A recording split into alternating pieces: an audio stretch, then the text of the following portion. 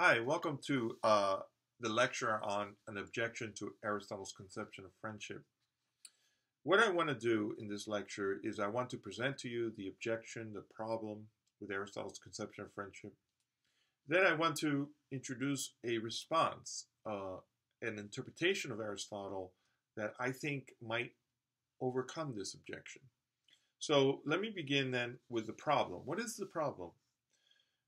The problem seems to be that Aristotle is very harsh when it comes to good friendships. His definition is so constrained that it would be only very few people that could ever have a good friendship, because a good friendship requires moral excellence on the part of both people in the friendship. But it seems like that's difficult to attain. Uh, Not too many people can say they're morally excellent people or persons. And so if you're not morally excellent, then you can't have a good friendship. But it seems absurd, right? Because it seems that many people would say, well, I think I have good friends, maybe a few, and good friendship relationships with these good friends, and I won't consider myself morally excellent. So we need to kind of figure out how we can get around this problem. And I think we can. So, first of all, let me make some distinctions. The first distinction is between loving and friendship. They're not the same thing. You can love someone, they're related, but they're not the same thing. You can love someone and not necessarily be friends with that person. So, you can love people that are not virtuous, that are vicious, that are full of vice, maybe your own family members. You could still love them, but Aristotle would just say, well, because they're not good or even close to being good, it would be very difficult to have a good friendship with these people. But again, that doesn't mean that you can't love the person, and it doesn't mean that that person can't love you back. Okay, so that's the first point. The second point is that you have to be careful between you have to be careful and not to confuse appearing good and being good. So someone can appear to be morally good but not be morally good. And Aristotle has in mind, he's a realist about this. He thinks that there is such a thing as being morally good, and some people uh, are morally good and may not appear to be morally good, maybe from your perspective, your vantage point. But the opposite is also true. They may appear morally good and they may not be morally good. So you need to be careful, right? Aristotle thinks that, of course, in a good friendship, this this uh, this distinction will be easy uh, to detect, because a good friendship requires intimate knowledge of the other person, and that can only come about by through spending much time and and sharing many experiences with that other person. And I think that while you might be able to deceive someone about your goodness for a short period of time, I think that deception is very difficult to sustain for a long period of time. So, um, so I think in terms of friendship, I think that deception of being good and of appearing good as opposed to being good is not gonna happen as often as one might think. The next thing I want to talk about, I want to talk about. Let me just kind of hammer down this point, the point why Aristotle thinks that being good is important for a good friendship. Remember that for Aristotle, being good is someone who can think well about moral issues, and someone who can has the character to do the right thing when you know what the right thing is. The virtues, moral virtues, are things like bravery, to be brave, and to be temperate. Now, if you're not brave, if you're a coward, or if you're intemperate, then it's going to be difficult to be a morally good person. It's going to be difficult to be just with other people. And it's going to be difficult to sustain a good friendship. Why?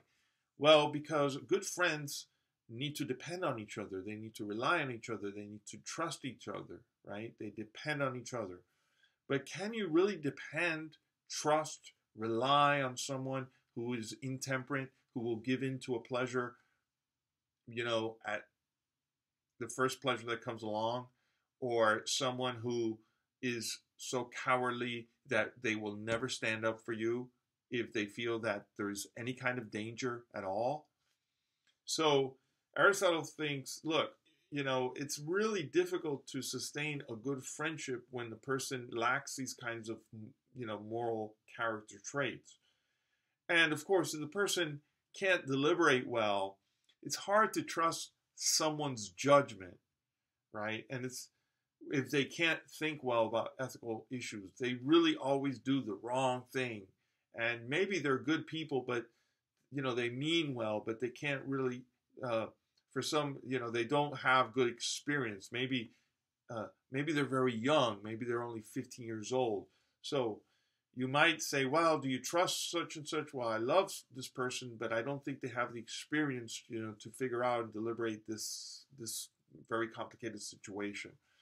So again, if you can't trust somebody's judgment about moral issues because their practical reasoning is flawed, then it's difficult to be friends, sustain a good friendship for a long period of time with such a person, Aristotle thinks.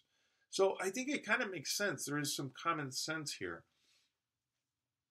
I should reiterate that, again, it's not that you can't love the person, but it's that you can't have a kind of friendship, this reciprocal goodwill and love for each other, and this kind of intimate trust on each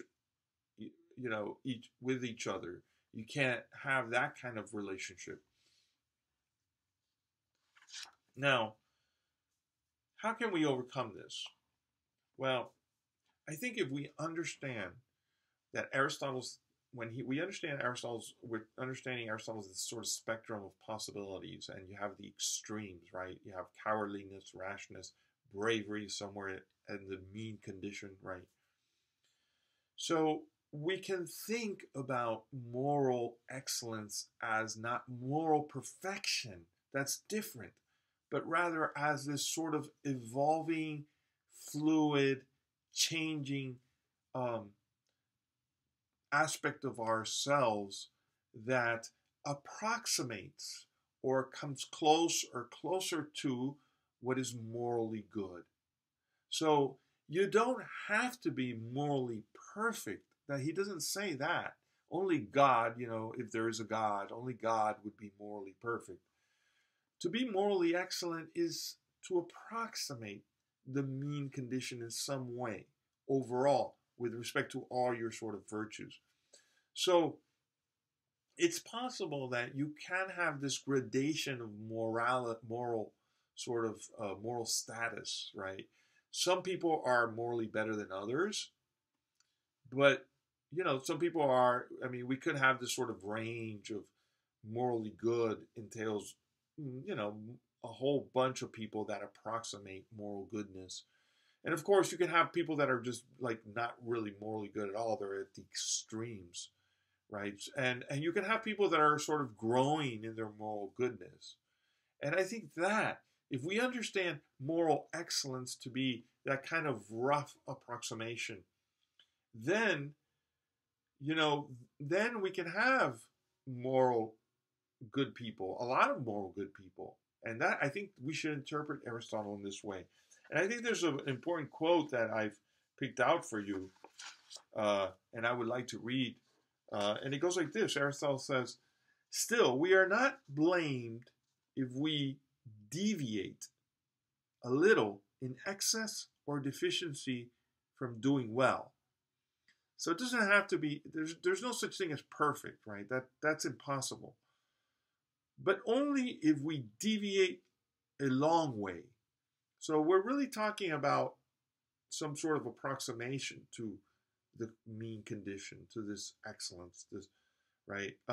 Since then, we are easily noticed. But how great and how serious a deviation receives blame is not easy to define in any account. For nothing else perceptible is easily defined either. Such things are among particulars, and the judgment depends on perception. So, I'm sorry to say that there is no kind of way to ultimately verify whether you got it right or you didn't get it right. And I think we need to live with this bit of ambiguity in our moral decisions.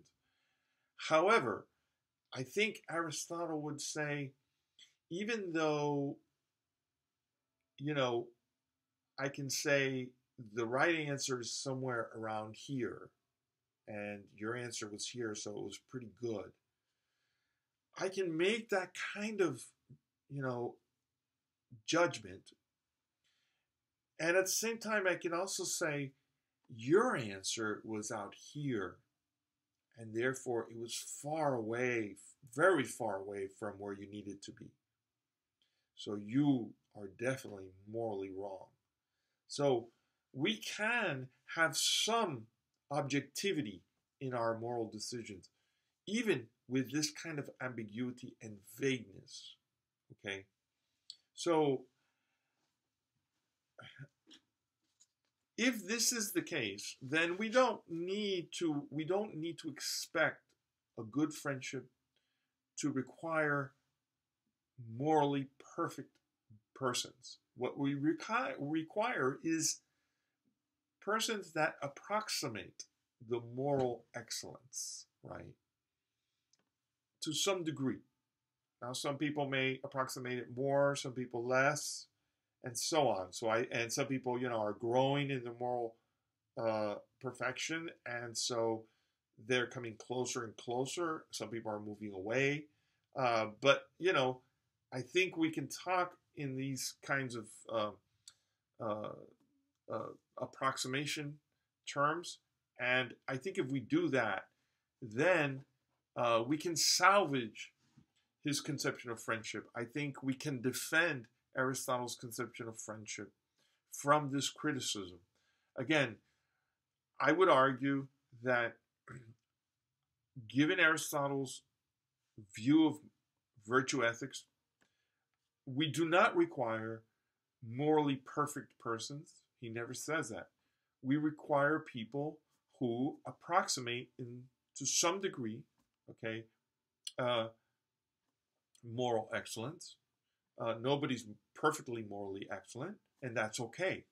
Now, there is a sense in which we could even talk about proportionality, right? Your friendship should be as good as the people are good in the friendship, because you love goodness, right? You love the other for their goodness, right? And if you identify that goodness well, you love them insofar as they are good.